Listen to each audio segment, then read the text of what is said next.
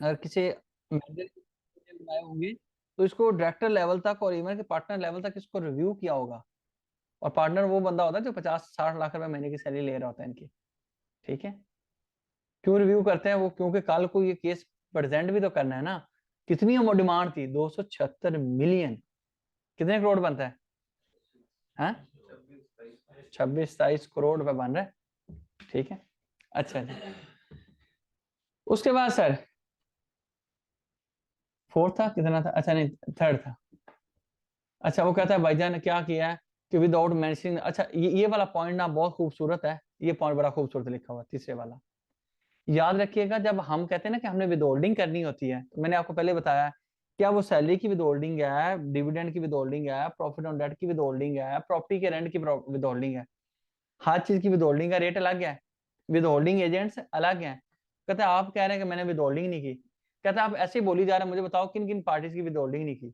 इसके ऊपर ट्राइब्यूनल के भी फैसले हैं, डिफरेंट फैसले हैं, मल्टीपल फैसले आपको मिल जाएंगे, जिसमें वो ट्राइब्यूनल कहता है कि आप कोर्ट क्या करें, क्या कोर्ट क्या करें कि किस पार्टी की विदहोल्डिंग नहीं हुई।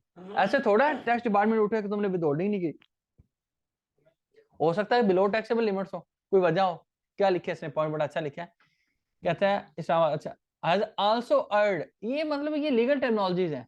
ठीक है, ये जो पॉइंट्स आ रही हैं ये लीगल टेक्नोलॉजीज आ रही हैं। अच्छा, ये याद रखिएगा कि ये पॉइंट्स लिखे होते हैं ना, द लैंड। अच्छा, समटाइम ये होता है कि डैट द लैंड। ठीक है, नॉर्मली हम लोग, जब मैं लिखता हूँ तो मैं लिखता हूँ डैट द लैंड। ठीक है, तो ये ड्राफ्टिंग एक तरीकाकार होता है जो मतलब ये मैं समझो टेक्स्ट का भी काम नहीं है, ये लीगल ड्राफ्टिंग और प्लीडिंग का जो सब्जेक्ट है ये वो वाली चीज है। ठीक है, क्या वो कहता है गलती कर रहा है इन passing order under section 161 section 205। अच्छा, ये असल पॉइंट यहां से है, पहले वाला सिर्फ स्टोरी है। Without mentioning the relevant clause of section फला, ठीक है, which the same has been issued thereby the same is illegal null and void. कहते हैं आपने वो कोई बताया ही नहीं है कि किस क्लास की विदहोल्डिंग नहीं हुई हुई, किस सेक्शन की विदहोल्डिंग नहीं हुई हुई, किस पार्टी की विदहोल्डिंग नहीं हुई। सिर्फ सेक्शन भी नहीं, पार्टीज को भी मेंशन करना जरूरी होता है। और इसके ऊपर बड़ी सारी जगह पे जाके इनके अगेंस्ट फैसला हो जाता है डिपार्टमेंट के अगेंस्ट। ठीक है, अच्छा जी, अगला पॉइंट रेफर करता है without examining establishing the primary liability. ठीक है, primary liability had already been discharge by the party. ठीक है, कहता है कि अगर उस बंदे से आपको पेमेंट मिल जाए दूसरी पार्टी से, तो फिर तो आप मुझे ये 161 का ऑर्डर नहीं मेरे अगेंस्ट पास कर सकते। वो ये वाला पॉइंट है। तो इसका मतलब ये है कि अपील फाइल करने के लिए ये जो ग्राउंड बनाने हैं, मुद्दे की चीज होती है ये। ठीक है, और ये आप उतने अच्छे बनाएंगे जितना आपका ज्यादा एक्सपीरियंस होगा और जितना आपको लॉ का ज्यादा पता होगा।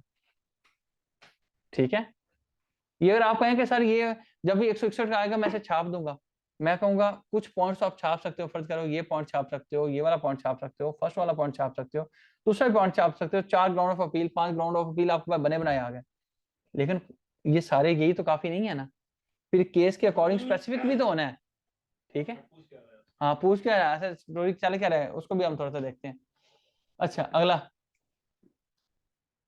Against the fact and circumstances of the case and without establishing default of your appellate. ये भी कोई मजे का नहीं है। ठीक है, अगला, अगला कहता है भाईजान under further erred in issuing the notice dated फलां अंडर सेक्शन 137 आपको बताया। ठीक है, और the ordinance for recovery of the ally short income tax withheld and default surcharge. ठीक है, without considering the fact that income tax refund. कहता है भाईजान एकदम से आप मुंह उठा के आ गए हो, कितना आपका टैक्स पेबल बनता है, आप ये भूल गए कि हमारा रिफंड भी आपकी तरफ पड़ा हुआ है। कितने पड़ा हुआ है तो बताएं जी। ये तो भाईजान, ये तो कहाँ पे अमाउंट कहाँ पे पहुंच गई है? ये तकरीबन 8 बिलियन का वो कहता है कि फंड पड़ा हुआ है। ठीक है, अच्छा जी, is already due to the payable to your applicant फला। ठीक है, कॉन्ट्रारी टू द परमिशन फला फला फला। कहता है भाईजान आप तो वो हमें दे नहीं रहे और उधर मुंह उठा के आई जा रहे हो। ठीक है, अब यहाँ पे सिग्नेचर मारे हैं। ठीक है, इसमें आप देखिएगा ये ग्राउंड ऑफ अपील है, कोई एक आधे ग्राउंड ऑफ अपील आपको और भी दिखा देता हूँ। ये अपील के साथ भी यही ग्राउंड लगने हैं, स्टे के साथ और अपील के साथ जो ग्राउंड लगते हैं सेम होते हैं। और इसकी अपील भी मैं खोल लूंगा तो ग्राउंड ऑफ अपील यही लगे जी। रिफंड अप्लाई किए हुए हैं और उन्होंने कुछ एक्शन नहीं लिया। हाँ जी, फिर तो मार सकते हैं, ये पॉइंट का लिख सकते हैं मैंने भी रिफंड अप्लाई किया हुआ है। हाँ नहीं, वो करते होते हैं, करते होते हैं। ये ऐसा भी हमारा केस है जिसके अंदर हमने क्या किया था, हमने कहा था भाईजान आप ठीक है फर्ज करें कि आप हमसे डिमांड हमारी आप कहते हैं बनती है, आप डिमांड हमसे वो ले लें। ठीक है, आप हमारा जो रिफंड है उसमें से एडजस्ट कर लें, सिंपल। मतलब आपके पॉइंट्स है ना केस के, प्रेयर में नहीं देखिए, प्रेयर क्या कह रहा है, और प्रेयर में यही होता है कि वो कहेगा स्टे दे दो till the disposal of the main appeal. ठीक है, और दिखा देते हैं।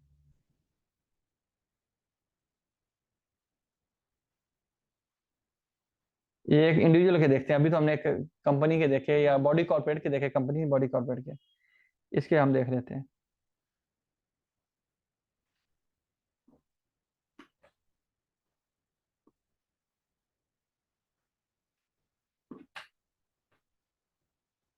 अच्छा, जब ग्राउंड ऑफ अपील आप लगाएंगे ना सर, उसके साथ अल्लाह आपका भला करे, अपील के साथ तब आपने वो कहना है कि ऑर्डर को नल एंड वाइड करो। जब आप यही ग्राउंड लगाएंगे स्टे के साथ, तो आप कहेंगे मुझे स्टे दो till the disposal of the appeal, prayer आपकी चेंज हो जाती है। ठीक है, यानी कि प्रेयर से मुराद ये है कि आप उसकी वो जो मांग रहे हैं अपना, वो फेवर मांग रहे हैं या अपना जो आउटकम मांग रहे हैं। अच्छा ये देखो जी, अगेन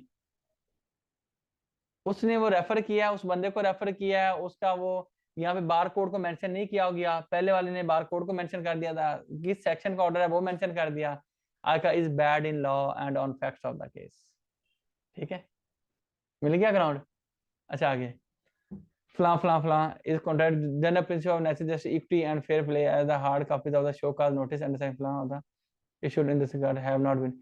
अच्छा यहाँ पे ये होता है कि मुझे अपॉर्चुनिटी ऑफ बीइंग हर्ड इन दी गई, ये पॉइंट वही है। ठीक है, लेकिन इसके अल्फाज और है, पहले वाले के अल्फाज है और थे। यहाँ पे वो क्या कह रहा है कि मुझे आपने अपॉर्चुनिटी ऑफ हर्ड नहीं दिया, लेकिन लिखा उसने और है कि नेचुरल जस्टिस का ये फिनोमेना है कि आप अगले बंदे को जिसके अगेंस्ट केस कर रहे हो उसको आप क्या करो, उसको अपॉर्चुनिटी दो। आपने मुझे अपॉर्चुनिटी नहीं दी, हार्ड कॉपी नहीं मेरे पास पहुंची। हाँ जी, नॉट रिसीव्ड। ठीक है, आगे that without prejudice to ground number 2 फला serving the show cause not physically to any taxpayer is mandatory before passing an order। कहता है कि जनाबे वाला ये, अब आप ऐसा, अगर आपको ऑर्डर नहीं मिला आप ऐसा पॉइंट रेज कर सकते हैं। ठीक है, हालांकि ये पॉइंट ऐसा नहीं है, सेक्शन 218 पढ़े, सर्विस ऑफ ऑर्डर को पढ़े, तो वहां पे अल्टरनेटिव कंडीशन है, आपकी इनबॉक्स में आ जाए, घर पे आ जाए, फलां चीज आ जाए, लेकिन आपकी जजमेंट्स या कोर्ट्स की वो कहती है कि ऑर्डर पास करना है तो पहले आपको फिजिकल सर्व करना चाहिए। ठीक है, अच्छा यहाँ पे फिर उसने आके एक इस्लामाबाद हाई कोर्ट के ऊपर 4C का उसने फैसला कोर्ट किया। ये फिर इसका मतलब ये है कि आप कोर्ट के साथ भी कनेक्टेड रहेंगे, कोर्ट के फैसलों के साथ। क्या कहता है, डेट द DCIR, अब ये देखें जैसे मैं कह रहा था डेट से स्टार्ट कर, डेट द DCIR हैज, अब इसमें पूरा लिखता है डिप्टी कमिश्नर इनलैंड रेवेन्यू, उसमें बाद लिखा DCIR has earned in not appreciating the fact. ये ऐसे ही होता है कि मैं फलां चीज आपने हमारी देखी नहीं है भाई, ये जो लिखा हुआ है not appreciating the fact, not appreciating fact that the appellant has not paid super tax under section 4C as the writ petition number falan filed before the Islamabad High Court challenging falan the amendment made in the super tax of falan falan। कहता है भाईजान पहले जो एक उधर writ petition लगी है उसके तहत तो टैक्स पेयर को फेवर मिल गई है, आप कह रहे हैं कि ये दो, आपने उसको देखा ही नहीं है। ठीक है, इसका मतलब ये है कि स्टे हो या आपका ग्राउंड हो अपील की, वो सेम होती हैं, लेकिन इसके अंदर आपने अपने पॉइंट्स को रेज करना होता है। ठीक है, इसके अंदर अभी नहीं, मैंने कुछ बल्कि और भी कोई देखूंगा तो आपके साथ शेयर कर दूंगा। ग्राउंड जो होते हैं ना, प्रैक्टिकली हम नॉर्मल लीगली को अलग रख रहे होते हैं, वो दूसरे को फैक्चुअल को अलग लिख रहे होते हैं। ठीक है, लेकिन जब तक आपको बहुत ज्यादा इन डेप्थ नहीं अंडरस्टैंडिंग होती तो आप इकट्ठे भी लिखने कोई मसला नहीं है। ठीक है, जैसे ये लिखे गए इनमें नॉर्मली ये जो पहले हम लिखते हैं ना कि फैक्ट्स ऑफ द केस, ये सॉर्ट ऑफ हम legally point, sort of legal point हम रेज कर रहे होते हैं। इसके ऊपर हम ये भी कि फलां टाइम तक नहीं हो सकता। और याद रखिएगा कोई ये नहीं है कि 50 ग्राउंड लेने लाजमी है, 1 पेजर भी होते हैं, 2 पेजर भी होते हैं, 3 पेजर भी होते हैं।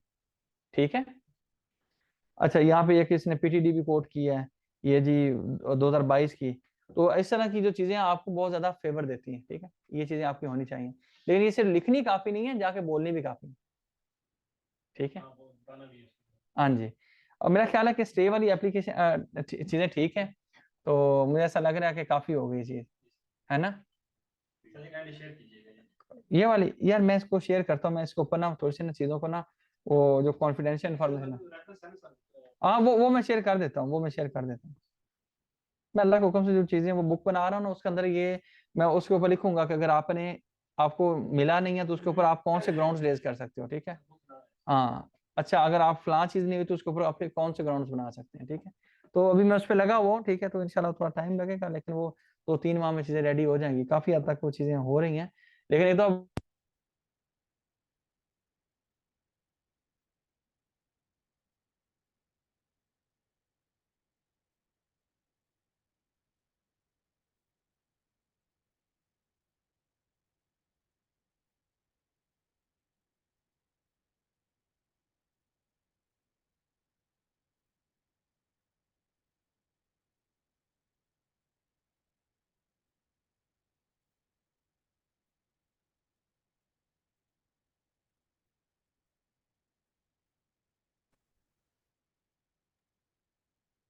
सर आवाज नहीं आ रही।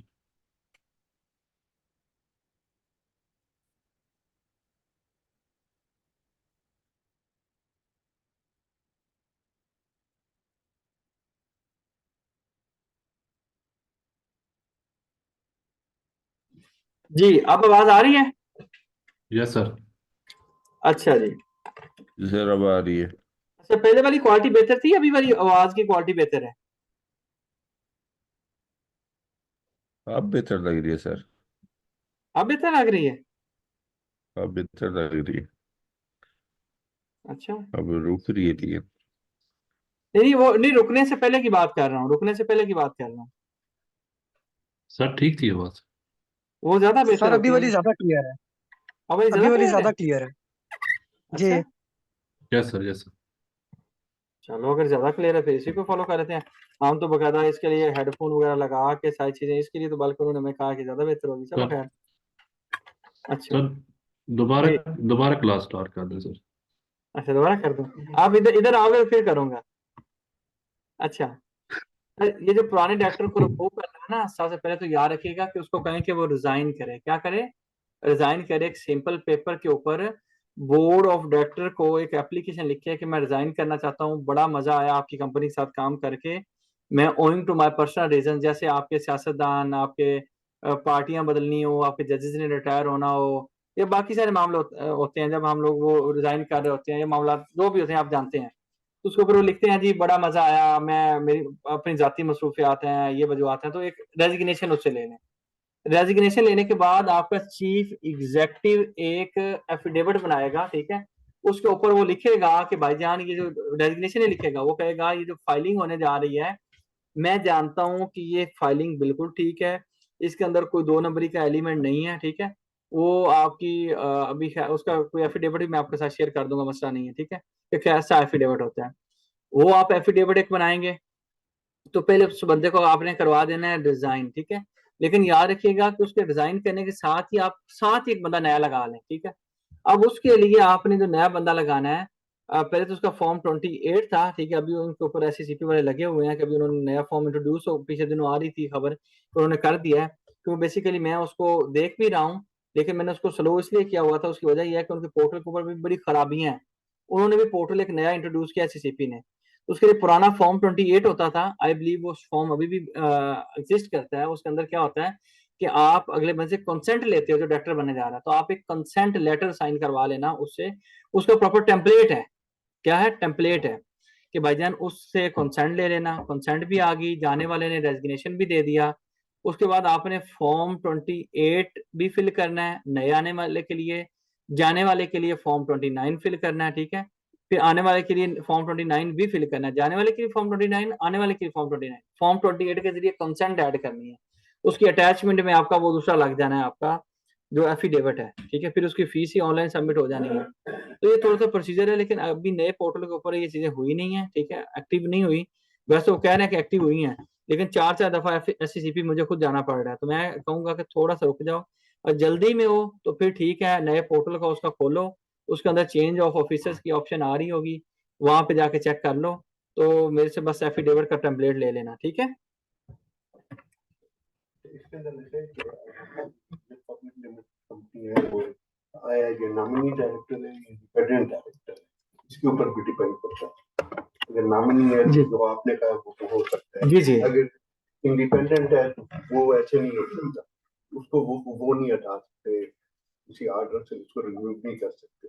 बोर्ड ऑफ डायरेक्टर जी, मैं सर बता था सर, इंडिपेंडेंट डायरेक्टर के लिए ना एक अलग रेगुलेशन है, उसको हम कहते हैं इंडिपेंडेंट अपना कोड ऑफ कॉर्पोरेट गवर्नेंस, ठीक है।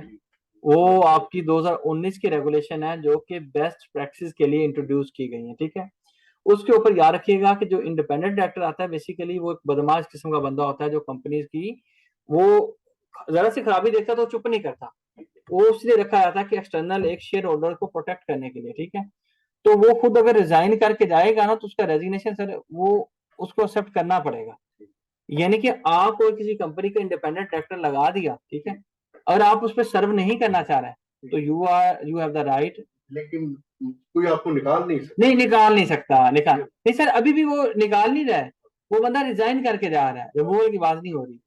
और डायरेक्टर को अगर हटाना हो तो उसके लिए आपको स्पेशल रेजोल्यूशन कॉल करनी पड़ती है, मीटिंग कॉल करनी पड़ती है मेंबर्स की, और उसमें से भी स्पेशल रेजोल्यूशन पास होती है सर। अभी बताए थे सेक्शन असेसमेंट के बाद जो ऑर्डर बताए थे सेक्शन 140 है, जैसे इसी तरह सेल्स टैक्स के भी पेनल्टी या जी जी जी उसके भी बाकायदा आपको मोस्टली उसका ऑर्डर आपको शो का किसका आता है 11(1) का 11(2) का, ठीक है, सेक्शन 37 का, तो ये उसके बहुत ज्यादा नहीं है। मतलब वो है तो एक जैसे ही सेक्शन 48 ऑफ सेल्स टैक्स हो गया और ये 140 इनकम टैक्स है, ये एक जैसे जी जी एक जैसे और रू इनकी एक ही है, ठीक। मुझे नई डेवलपमेंट हुई है स्पेशली 7E के बारे में। और अभी उसके ऊपर हम सेशन रखेंगे इंशाल्लाह, अभी रुक जाओ, हाई कोर्ट के फैसले का हम वेट कर रहे हैं, सुप्रीम कोर्ट के फैसले का, ठीक है। और बलूचिस्तान हाई कोर्ट फैसला देगा तो उसके बाद सुप्रीम कोर्ट जो भी फैसला देगा फिर उसके ऊपर हम एनी कंक्लूजन आपको दे देंगे, ठीक है। उसके ऊपर पहले हम कोई बात कर दे, सुप्रीम कोर्ट कोई और बात कर दे तो वो बेकार है, ठीक है ना। वैसे अभी तक जो सो फॉर है, जो स्टेटस करंट है, वो मैंने पेज पे अपलोड भी करवाया था, आपने देखा कि नहीं देखा, पेज पे तो विजिट कर लेना, 3-4 पोस्टें नीचे, उसके बाद 7E के ऊपर 2 पॉइंट्स हैं। आईफोन का सर एक और क्वेश्चन है, एससीसीपी कंपनी की नील फाइलिंग के लिए क्या सीए कंसल्ट अच्छा होगा जिसमें बैलेंस शीट ईटीसी शामिल होता है? भाईजान क्या एनुअल फाइलिंग कौन सी, उसमें नील फाइलिंग किस चीज की फाइलिंग है? एससीसीपी में तो फाइलिंग आपकी होती है सेक्शन 130 के अकॉर्डिंग एनुअल रिटर्न, उसमें मेंबर्स वगैरह की डिटेल्स होती हैं, आप कौन सी फाइलिंग करना चाह रहे हो? जी एनुअल फाइलिंग के लिए आपका एक एनुअल फाइलिंग का डॉक्यूमेंट है जो बताता है क्या क्या फाइलिंग्स होती हैं, ठीक है, उसकी एक लिस्ट है। अभी वो फाइलिंग की जो लिस्ट है वो मैं आपके साथ शेयर भी कर दूंगा, जब अभी इन्होंने नया डॉक्यूमेंट लॉन्च किया है। हर फाइलिंग हर कंपनी के ऊपर नहीं होती, हमें वैसे ओवरऑल पता होना चाहिए और याद रखने की जरूरत नहीं है, जब आप प्रैक्टिस करेंगे तो आपको चीजें खुद ब खुद याद हो जाएंगी। वरना आप याद रख लें कि एक लिस्ट है कि किस कंपनी के ऊपर कौन सी फाइलिंग रिक्वायरमेंट होती है, वो फिल करते हैं। उसके अंदर जो सीए कंसल्ट करना चाह रहे हैं, मैं आपकी बात ये नहीं समझ पा रहा कि क्या आप कुछ बनवाना चाह रहे हैं या क्या करना चाह रहे हैं या उससे कंसल्टेंसी लेना चाह रहे हैं, ठीक है। और अगेन बात यह है कि जो एससीसीपी की रिटर्न होती है उसके अंदर हम मेंबर्स की डिटेल देते हैं, जो एफबीआर की रिटर्न होती है उसके अंदर हम लोग अपने टैक्सेस की इंफॉर्मेशन उनको रिपोर्ट करते हैं। जी एक और क्वेश्चन है, सर्टिफिकेट आपका लगा हुआ है, आपका सर्टिफिकेट लगा हुआ है, इस तरह से बंदा बिजनेस करता है, अब मैं जब उसका बिजनेस ऐड हुआ उसके पोर्टल के अंदर से, तो जब वो सर्टिफिकेट क्लियर करते हैं तो उसको वो नाम आता है जिसका बिजनेस आ रहा है, तो सर क्या ऐसा हो सकता है कि जिससे हम अभी हमने खोलने के रिटर्न सर बिजनेस का एनटीएन नंबर आ रहा था, हमने लॉगिन किया तो हो गया, क्या बिजनेस का इस तरह सेपरेट एनटीएन नंबर बन सकता है, उसको लॉगिन करें और बिजनेस अपने डाटा एंटर करें, या ये किस नहीं नहीं नहीं नहीं नहीं, ये तो कंपनी रजिस्ट्रेशन ऐसा थोड़ा है कि जो कंपनी रजिस्टर्ड जो उसका अपना एनटीएन होता है उसका एक बिजनेस। एक आम स्मॉल बिजनेस वाला ऐसा कर सकता है, कंपनीज के लिए इस तरह कह सकते हैं उसको। हाँ कंपनी के लिए ऐसे कंपनी की मल्टीपल आप लाइन ऑफ बिजनेस ऐड कर सकते हो, ये मसला नहीं है। सर नहीं, जब आप रजिस्ट्रेशन कर रहे होते हैं हाँ रजिस्ट्रेशन में ऐसा नहीं है, रजिस्ट्रेशन में वो कैटेगरी नहीं है। तो इस तरह के हाँ पे एनटीएन नंबर इस तरह लॉगिन क्रेडेंशियल आते हैं, जब एससीसीपी खुद बनवा देता है, जब आप एससीसीपी में कंपनी रजिस्टर करते हैं वो खुद आपके कर देते हैं। मतलब अगर इंडिविजुअल है सर हाँ तो उसको ये सर्टिफिकेट चलेगा, हाँ डिस्प्ले करा है, अच्छा ये नहीं, ये वाला भी कंपनी का ही है, मैंने वो चीज़- ये भी कंपनी का है, ये भी कंपनी का है, ये वो एससीसीपी ने खुद बनवा के दिया। तो अगर इंडिविजुअल होगा तो फिर उसका नाम होगा नीचे उसका बिजनेस होगा। हाँ यहाँ पे आप टैक्स पे प्रोफाइल इंक्वायरी कर लिया करना, उसके बाद चल जाता है इंडिविजुअल है, एओपी है, कंपनी है।